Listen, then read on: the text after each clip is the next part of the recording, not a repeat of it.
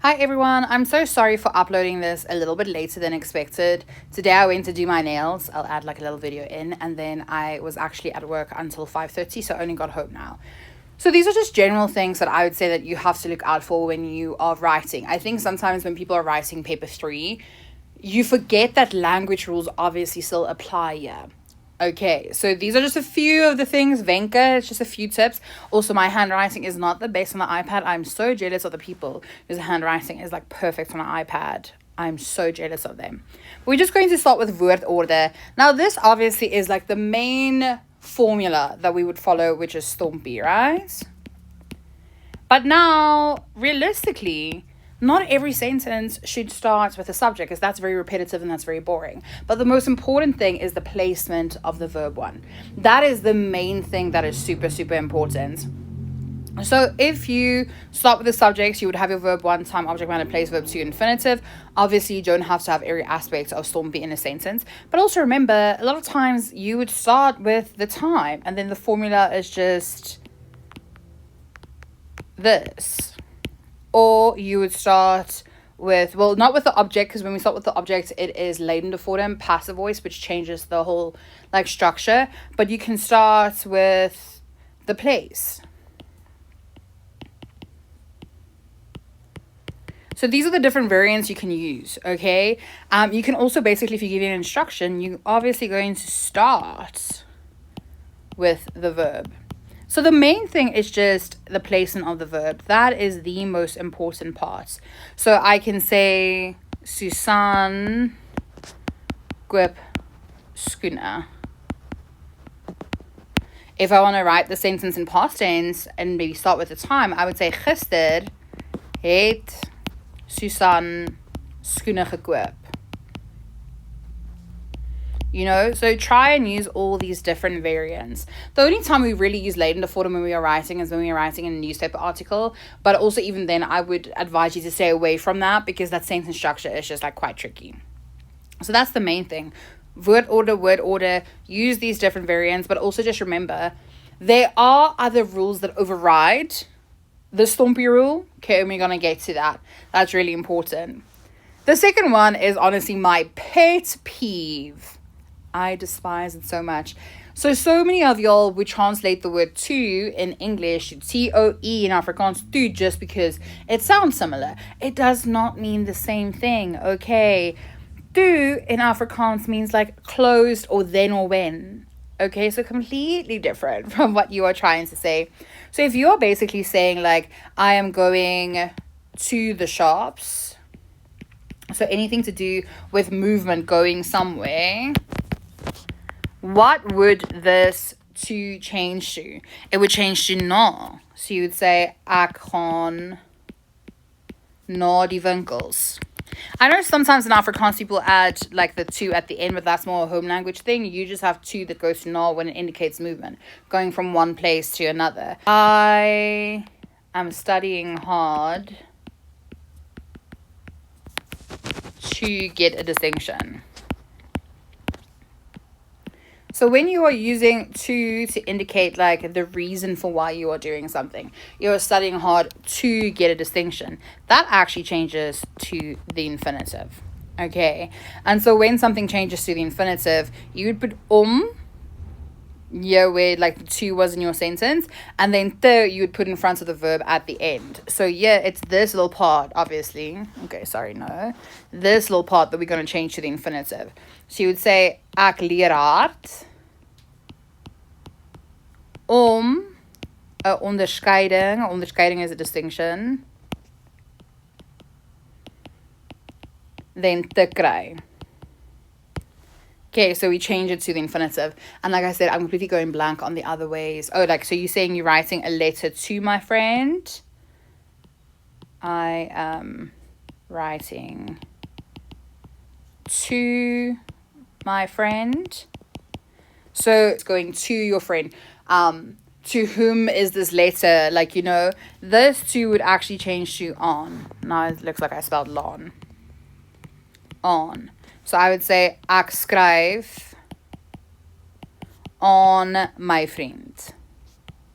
Okay, I think those are the main ones. So just be careful. It's not a direct translation. To this one does not translate to.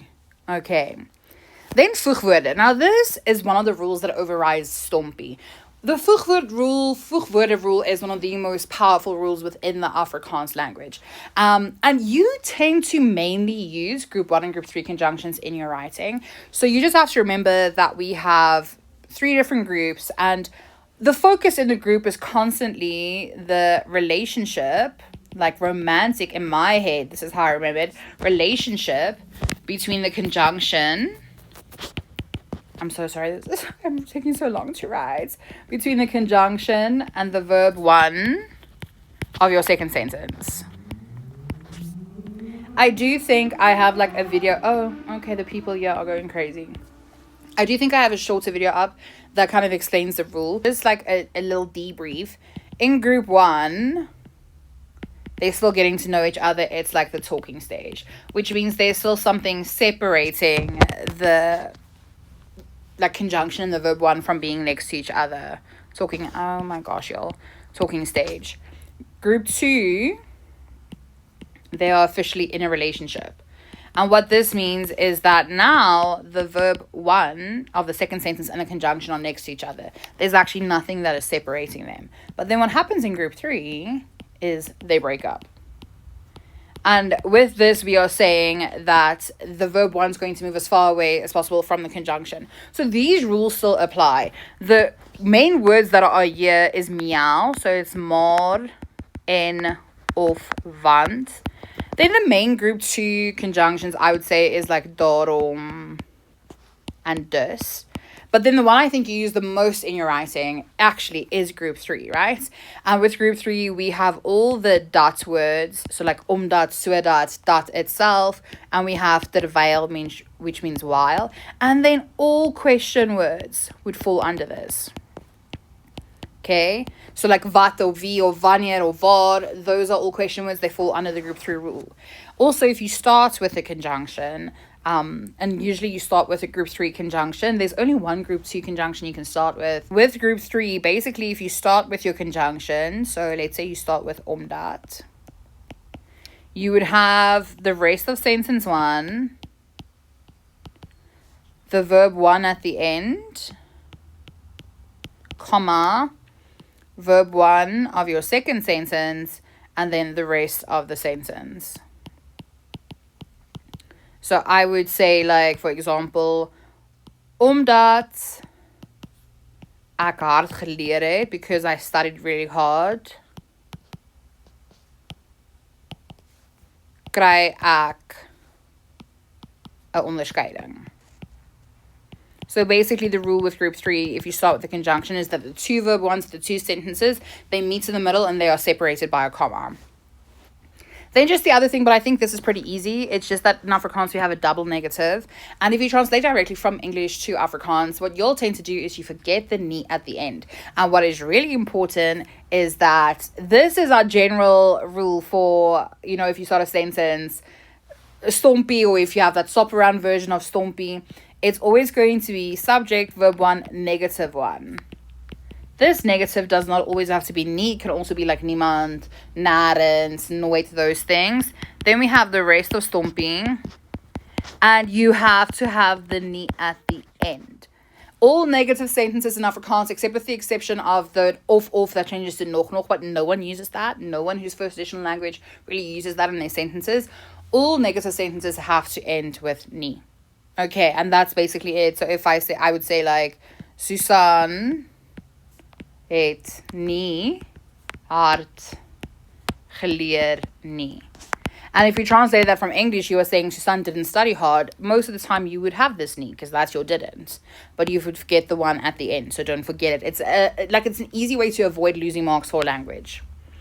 Then just with the figurelike taalgebruik, I'm just saying using figurative language in your writing shows that you understand the language really well. You need to use things like personification. Personification is such a high level of understanding. So like I said, always simple examples if you struggle with Afrikaans. Instead of saying the sun is shining, you say die son glimlag. If it is raining, you say die wolke huil. You can use personification throughout the whole thing. You can just personify something if you are able to, depending on the type of essay that you are writing. Also with figurative language, it would mainly be contained to your essay if you're writing a creative based essay, not like an argumentative essay or that. But then also you can definitely use this in like the friendly letter, depending on who you're writing to, and definitely in the diary entry with the short transactional if you are choosing to do that. Another thing obviously is like metaphors, okay, and similes. And you can make your own things up. It just obviously has to make sense within the context of what you are writing. Then obviously you can use idioms. I remember there's a girl in my first matric class that I ever taught. I think it was in 2019. And she used the idiom, half an egg is better than an empty shell. So all the eier is better as a leer dop. And she used this in such a good way because one of the pictures I think they gave them was basically like, I don't know, like a minibus or something like that. And she spoke about how she got into this minibus and basically it was falling to pieces. But at the end of the day, you know, it was better to get her home, even if it was in a minibus that was falling to pieces, instead of being stranded wherever she was. And that was such a good use of the idiom. Then another one is intertextuality. So this is where you take existing pieces of work and you reference it in your writing without saying, oh, this is from, like, for example, Philosophicon. You would just say, if someone is a really bad character in your story, you would say, like, Hiii is Elias. Something as simple as that. Intertextuality is a very, very high order of writing. I encouraged a lot of my kids last year to do it, and quite a lot of them reference Fila in their creative writing, and it works really well. If you're talking about a good person, a good role model, and you mention Philosophicon, even if your school didn't do Philosophicon, within the Afrikaans community, Philosophicon is so well known that those teachers will understand what you are saying. Then is just try to stick to one sense throughout your writing, and remember the tense rule. So if your whole thing is in past tense, you have to have every sentence with het and ge. Instead of using is, you are going to use was. You have to remember that. But now, obviously, like, you're going to try to stick to one sense, but if in your essay you have like a reference to the past, obviously that can be in past tense, okay, and the rest of the sentence in present. We tend not to write in future, so choose between present and past, but with past tense, right? One of the things you have to remember is that if you want to use any of these conjunctions, like it's dawn, dan, as, wanneer, no, okay, when you use any of these in past tense, they have to change to the conjunction to, okay, which means then or when, depending on the context that you're using it. So remember that, because that's something like small that can help you if you change it. Then just general, I said your essay should have 5 or more paragraphs. I remember the first time ever I made a video where I said your essay should have 5 or more paragraphs. The one child was like, they are going to get just 4 paragraphs out of me. It doesn't change the word count. If the word count is 250 to 300, you still have that word count. It doesn't become more because you have more paragraphs. But the only reason I always say that is because you have to remember an intro and a conclusion is not a brand new idea. So actually, it should be very catchy, but it's not necessarily adding to the creativity of your essay. So if you only have 4 paragraphs, it means you only had 2 creative ideas in your body. So that's why I'm saying 5, because then you have intro, body, conclusion. Okay. Obviously, I would say with your word count, you are somewhat limited. Don't go over 7 to 8 paragraphs. And the general rule for paragraphs is that one concept or idea is 1 paragraph. Stick to the word count. Don't be under, don't go over. There must be planning for all 3 sections. You draw a line through the planning once you are done. Your planning can be either just mind maps or rough drafts. Okay, that's your choice. Then complete all 3 sections, but you just choose one option, obviously, from each section. Don't leave anything out. And then, yes, very important. I think sometimes we get so stuck on the idea that the dialoog's layout is so easy, so let me just always choose the dialoog. But if you don't understand the topic, why would you do the dialoog just because you know the format? You get more marks for the content than you get for the format. Obviously, the format's still important, but I'm just saying choose the option where you understand the topic and then start that. I'm also so sorry that this was so all over the place. I'm very tired. I basically yelled at the boy that I'm repairing because I got so frustrated. So, yeah, 2 roles.